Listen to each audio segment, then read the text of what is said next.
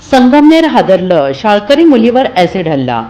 संगमनेर तालुक्यातील रणखांब परिसरात एकतर्फी प्रेमातून तरुणीवर हल्ला झाल्याची घटना ताजी असतानाच वडगाव पान परिसरात एका अल्पवयीन मुलीवर ॲसिड फेकल्याचा धक्कादायक प्रकार दुपारी 2 वाजण्याच्या सुमारास घडलाय.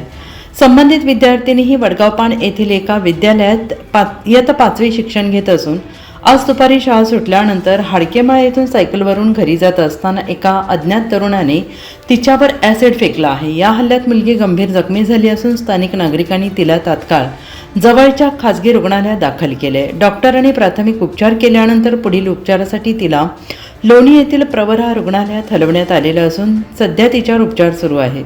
दरम्यान या घटनेचा पुढील तपास संगमनेर तालुका पोलीस करत असून हल्लेखोराचा शोध सुरू आहे आणि या घटनेमुळे वडगाव पान परिसरात भीती आणि संतापाचं वातावरण पसरलं आहे. संशयित आरोपीवर कठोर कारवाई करण्यात यावी अशी मागणी स्थानिक नागरिकांकडून करण्यात येते आहे.